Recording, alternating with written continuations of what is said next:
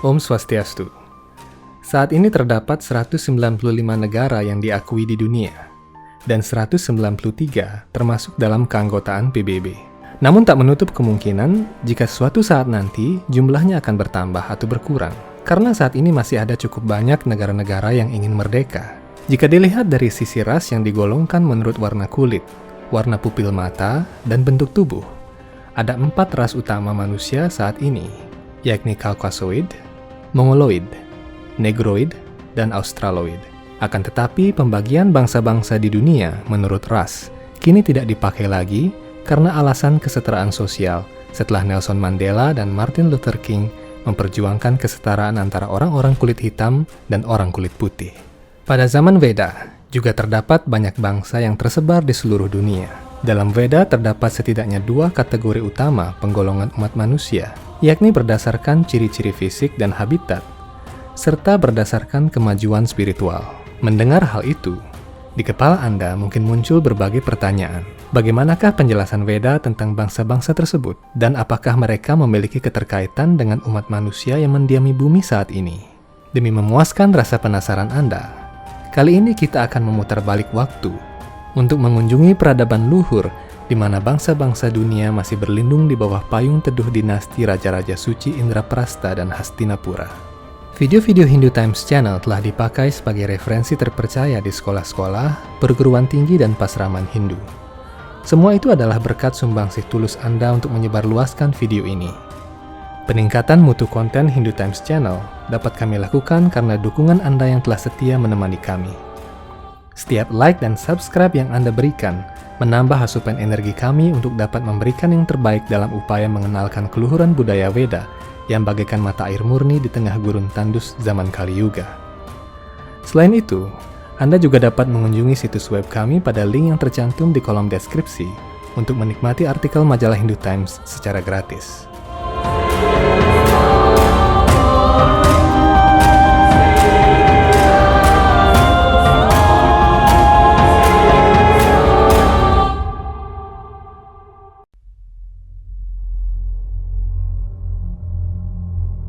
Jika dilihat dari kemajuan atau keinsafan spiritual, bangsa-bangsa yang ada pada zaman Veda dibagi menjadi 2 golongan besar, yakni Arya dan Mlecha. Golongan Arya adalah masyarakat manusia yang memiliki peradaban spiritual yang maju, ditandai dengan tegaknya prinsip-prinsip moral dan agama. Suatu bangsa disebut bangsa Arya bukan karena ia berasal dari keturunan Caucasoid atau Indo-Arya, seperti anggapan para sejarawan mainstream yang kurang memahami Veda.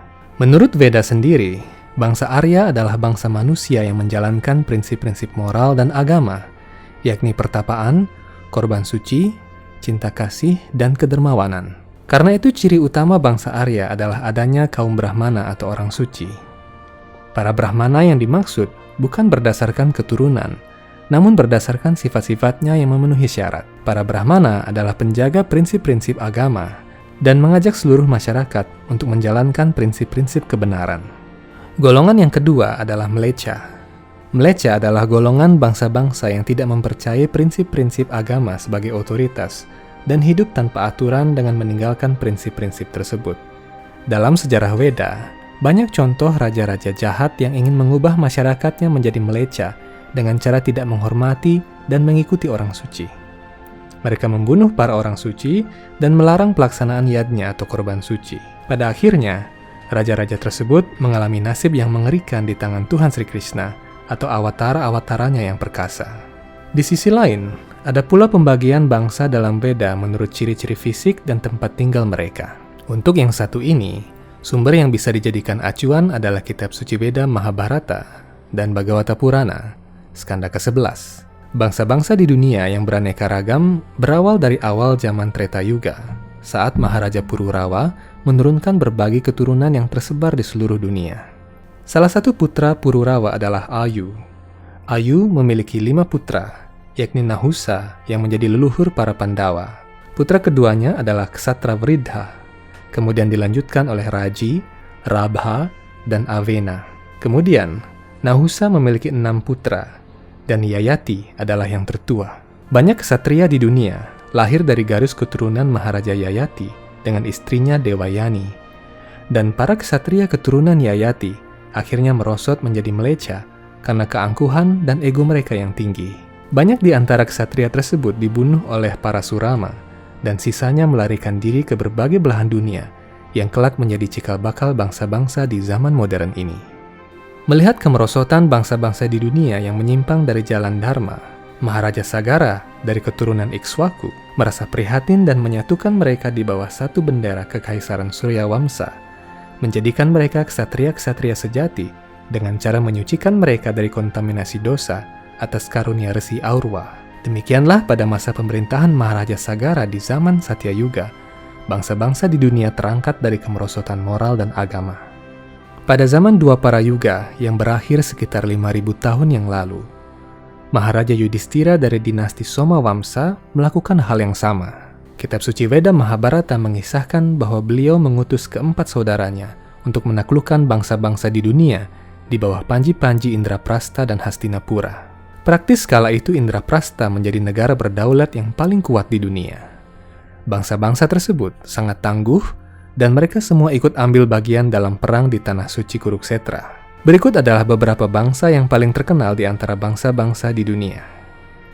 Bangsa Huna.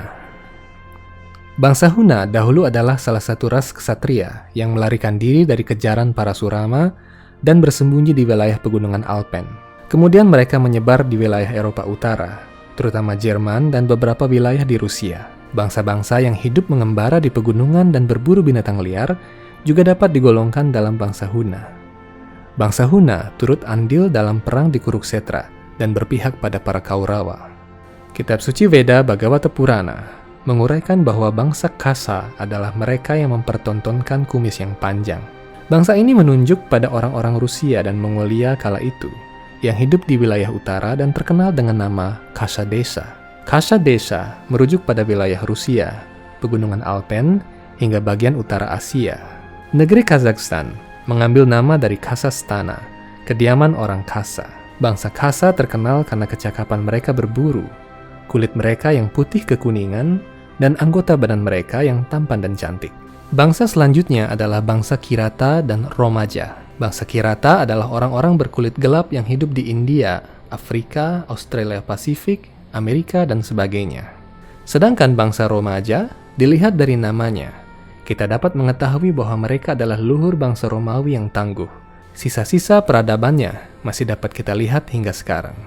Bangsa lain yang disebutkan dalam kitab suci Veda adalah bangsa Yawana dan Pulinda. Bangsa Yawana pada awalnya berasal dari salah satu putra Maharaja Yayati yang diberikan kekuasaan di wilayah Eropa Selatan dan Asia Minor yang berpusat di Turki.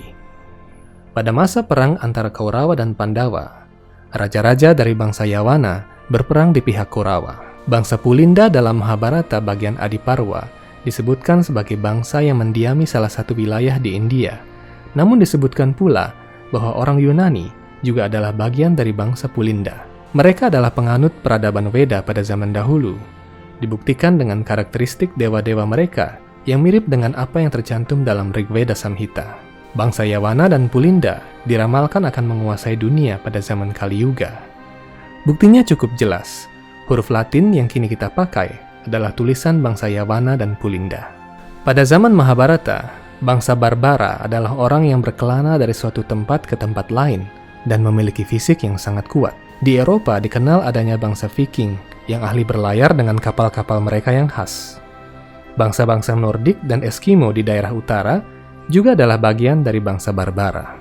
Bangsa Abhira, menurut Veda Mahabharata, adalah bangsa yang mendiami wilayah yang terbentang dari bagian barat Sungai Sindhu Saraswati, yang kini dikenal dengan Sungai Punjab, hingga Samudra Atlantik. Berdasarkan uraian tersebut, bangsa Abhira adalah orang-orang yang mendiami wilayah Afghanistan, Irak, Arab, Mesir, dan Libya pada masa itu. Orang-orang Mesopotamia atau bangsa Babilonia, Sumeria, dan Asyira juga termasuk dalam golongan bangsa Abhira. Bangsa yang lain adalah bangsa Kamboja. Pada saat perang di Kuruksetra, bangsa Kamboja berpihak pada Pandawa. Wilayah Kamboja ada di bagian barat Tiongkok, mengacu pada wilayah-wilayah Tengah Asia. Kerajaan Kamboja juga disebutkan berada di India, dan wilayahnya menyebar hingga Asia Tenggara. Bisa jadi, Nama negara Kamboja berasal dari nama ini. Bangsa selanjutnya yang disebutkan adalah bangsa Andhra. Bangsa Andhra mendiami wilayah India. Dari kata Andhra, nama Andhra Pradesh muncul dan kini menjadi nama salah satu negara bagian di India. Pada zaman Mahabharata, bangsa Andhra dipimpin oleh Karna, yang dikenal dengan nama Anggaraja, atau pemimpin wilayah Angga, yang saat ini menjadi wilayah Andhra Pradesh. Pertanyaan selanjutnya adalah, bagaimanakah posisi Indonesia pada saat itu?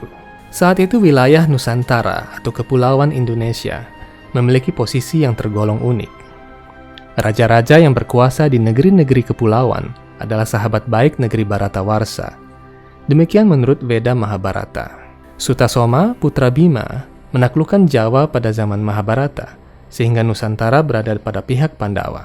Menurut uraian dalam Bhagavata Purana, wilayah Malaysia dan Indonesia pada saat itu adalah penghasil cendana merah yang sangat harum dan diimpor oleh bangsawan-bangsawan Bharatawarsha untuk diolah menjadi pasta cendana dan dipakai sebagai sarana pemujaan ataupun untuk melumuri badan ketika musim panas. Demikian informasi yang dapat kami sampaikan di kesempatan kali ini. Perlu kita ingat bahwa setiap manusia, tidak peduli dari bangsa dan golongan manapun, memiliki kesempatan yang sama untuk pulang kembali kepada Tuhan. Jadi tidak ada istilah diskriminasi dalam jalan menuju Tuhan. Tidak masalah dari negara atau bangsa manapun seseorang berasal, apabila dia dengan ketat mengikuti prinsip-prinsip agama, maka ia dapat pulang kembali kepada Tuhan. Itulah tujuan kehidupan yang sejati. Sampai jumpa di episode-episode Hindu Times Channel yang akan datang. Tentunya dengan butiran mutiara-mutiara pengetahuan rohani Veda yang semakin berkembang dan menarik untuk diikuti. Semoga Hindu senantiasa dapat menjadi cahaya yang terang dan menjadi teladan bagi kedamaian, keharmonisan, kesucian, dan keberagaman dunia. Om Santi Santi Santi Om.